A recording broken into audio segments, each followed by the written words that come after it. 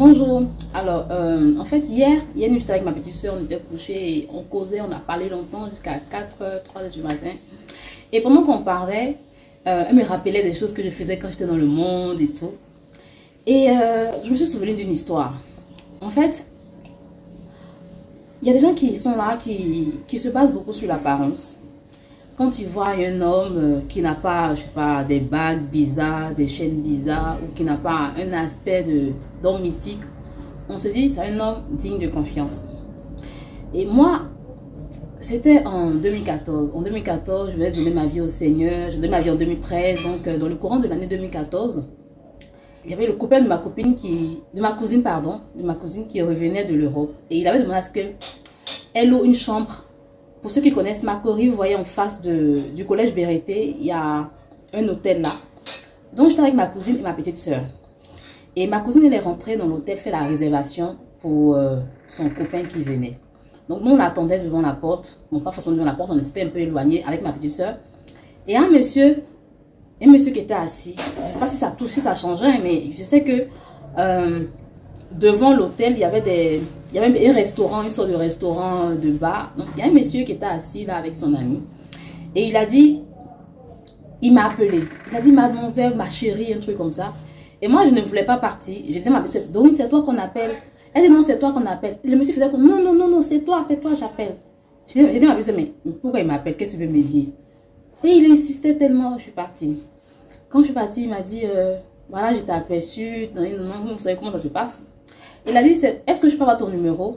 J'ai dit, non, je ne peux pas donner mon numéro. Il a dit, mais pourquoi tu ne peux pas donner ton numéro? J'ai dit, non, je n'ai pas envie de donner mon numéro. Il a insisté et son ami me regardait. J'ai dit, non, je ne peux pas donner mon numéro. Et je suis partie avec ma petite soeur. Ma cousine est revenue de sa réservation. Et quand on marchait, j'étais fière de moi. Je disais, oh, Grâce, vraiment, tu as changé. Ça, c'était avant, là. Un vrai pion comme ça. Parce que le gars, il était beau. C'était mon genre d'homme, quoi. Et j'ai dit, oh, Grâce, vraiment, Dieu t'a changé. Dieu t'a sauvé. Tu as vu un bon élément comme ça, un vrai gars, et tu n'as pas donné ton numéro. J'étais fière de moi. Et j'arrive à la maison et tout. J'oublie même que j'ai refusé de donner mon numéro à quelqu'un. Et le lendemain aux environs, je sais pas, de 10 h, j'étais dans la cour à la maison. Là, présentement, je suis dans la même maison à Makori. Donc, j'étais dans la cour à la maison. Et mon téléphone qui sonne. Je décroche, je ne connaissais pas le numéro. Je décroche. Allô? Allô, oui, c'est qui? Et il me dit... c'est le monsieur qui était devant l'hôtel. J'ai oublié le nom de l'hôtel en tout cas. Il a dit c'est le monsieur qui était assis avec son ami hier nuit. Je te demandé mon numéro mais tu as refusé.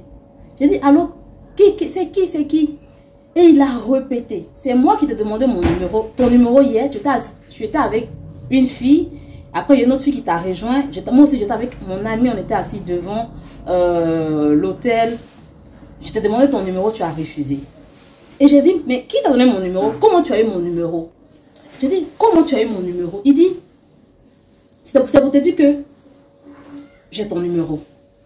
Et il a coupé. J'ai trouvé ça bizarre. J'ai dit, mais comment ce monsieur a eu mon numéro? Je ne le connaissais pas et tout.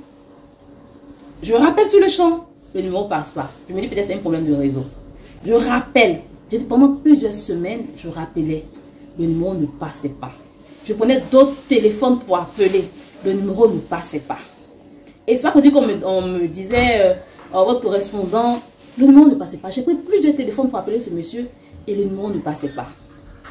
Et après, le Seigneur m'a révélé que c'était un homme mystique. C'était un homme mystique. Donc, dans le spirituel, il a pu avoir mon numéro. Dans ses pratiques démoniaques, il a pu avoir mon numéro. Et Dieu m'a dit qu'il a permis que ce monsieur puisse, malgré que je sois son enfant, il a permis que ce monsieur puisse avoir mon numéro pour me montrer que le monde spirituel est réel. Le monde spirituel est réel. Les filles, parfois vous voyez des gars qui sont bien, qui vous draguent et vous dites, ah non, ça c'est un vrai gars, hein. C'est un vrai gars, je vais juste bouffer son argent.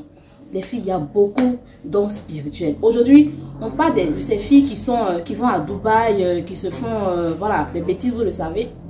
Mais c'est des choses qui existent depuis longtemps. Et moi, ça s'est passé en 2014. Mais pendant que j'étais dans le monde, j'ai eu à rencontrer plusieurs hommes mystiques. Et Jésus m'a épargné de tous ces actes-là. Il y a un qui m'a dit ouvertement, voici, j'ai pris ta chance. Bon, bref, j'ai écrit mon livre. Vous allez tous découvrir dans ce livre. Donc, les filles, faites attention. Faites attention. Souvent, il y a des filles, elles ne sont pas forcément belles. Hein. Elles ne sont pas forcément belles. Elles n'ont rien qui peut véritablement attirer un homme. Mais ces filles-là, elles se voient courtisées par les hommes un peu partout. Non, elles se voient courtisées par les hommes n'importe comment. Elles se disent, oh, peut-être que moi j'ai la chance. Ce n'est pas une histoire de chance. Souvent, vous avez une grâce particulière dans vos vies. Et ces gens-là voient cette grâce-là. Parce qu'il faut dire que comment j'ai donné ma vie au Seigneur, vraiment, j'étais brale, comme on dit. Je suis ivoirienne pour ceux qui me voient pour la première fois. Quand je donnais ma vie au Seigneur, vraiment, j'étais brale. Donc, je n'avais rien qui pouvait attirer un homme. Mais j'avais quelque chose. La grâce de Dieu en moi. Ce que les gens appellent la chance là, j'avais ça en moi. Et ce monsieur, il a su que cette fille-là, elle a la chance en elle. Je vais la draguer et je vais voler sa chance. Donc les filles, faites attention. Souvent l'homme, il peut ne pas forcément te demander, il peut forcément ne pas vouloir coucher avec toi, mais par son argent. Oui, j'ai été victime de ça. Un homme peut te donner son argent. Il ne va pas coucher avec toi, il ne va rien te faire. Mais le seul fait que tu prennes son argent, comme ça, il peut prendre ta chance, il peut prendre ta bénédiction. Donc faites attention les filles. C'est vrai qu'on veut paraître, on veut être jolie, on veut bien vivre, on veut montrer surtout aux autres que nous aussi, ça va chez nous. Mais à quel prix? Ça ne sert à rien de paraître, ça ne sert à rien d'être dans les vrais coins tous les week-ends ou chaque jour. Mais la nuit quand tu dors, tu n'es pas en paix. Parce que croyez-moi, tout ça, j'ai vécu ça. J'étais à l'aise, j'avais ce que je voulais. Mais je n'avais pas la paix du cœur. Je n'étais pas heureuse. Peut-être Dieu, avec mes copines, avec mes proches, on disait, oh, Grâce, c'est une grande go, hein, c'est là, elle a des vrais gars. Mais quand je rentrais chez moi à la maison, il y avait un vide. Quand ces hommes-là sortaient avec moi et ils prenaient quelque chose en moi, en ce moment, je ne savais pas. Mais je sentais qu'il y a quelque chose qui était sorti de moi. Vous voyez? Donc faites attention. Faites attention. Quand les gens vous donnent de l'argent, priez toujours dessus. Et même ma petite m'a dit comme ça qu'avant, à chaque fois qu'une personne me donnait de l'argent, malgré cette vidéo, olé olé que je menais là, elle me disait que je priais toujours. Je disais, donc Dieu va prier dessus. Dieu va prier dessus. Donc, priez. Je ne vous encourage pas à avoir les gars par-ci par-là. Vous pouvez avoir même des frères à l'église qui vont vous remettre de l'argent, un parfum, un bonbon. Mais qu'est-ce qui prouve que ce sont des vrais frères? Faites attention. Aujourd'hui, Satan, là, il habite dans l'église. Satan, c'est celui-là même qui vient prêcher tous les matins, tous les dimanches à l'église. Faites attention. Ayez une relation avec Dieu. Je ne cesserai jamais de le dire. Ayez une relation avec Dieu. Parce que si vous avez une relation avec Dieu, quand un faux pasteur, ou bien quand un homme viendra avec vous, le Saint-Esprit vous dira que fais attention ma fille, celui-là, voici sa vie. Méditez la Bible tous les jours. Et que vraiment, je prie que le Seigneur vous protège. Pour mes jeunes sœurs qui viennent de donner leur vie au Seigneur et qui passent par des difficultés, mes sœurs, attachez la ceinture. Appuyez-vous sur le Seigneur Jésus-Christ. Appuyez-vous sur le Seigneur Jésus-Christ. Il se lèvera pour agir. Quand j'ai donné ma vie au Seigneur, je vous dis, même 25 francs, je n'avais pas. Mon lago, quand tu ouvres son bédou, il y avait des liasses de billets. Mais quand j'ai donné ma vie au Seigneur, j'avais l'impression que c'était le tonnerre qui était tombé sur ma vie. C'était difficile. Tout autour de moi me criait que Grâce, il faut que tu reprennes. Même si tu ne réponds pas à 100% ta vie que tu menais avant, mais au moins mets-toi avec un gars qui pourra subvenir à tes besoins. Mais j'ai attrapé mon cœur. Je me suis appuyée sur le Seigneur Jésus-Christ. Et le Seigneur, il fait de grandes choses dans ma vie. Les 100 000, les 200 000, les 500 000, combien de mille que les hommes me donnaient. Et je disais, oh, le cas là, si j'abandonne là, est-ce que je pourrais avoir cette somme là? Aujourd'hui, le Seigneur a fait que j'ai plus que ça.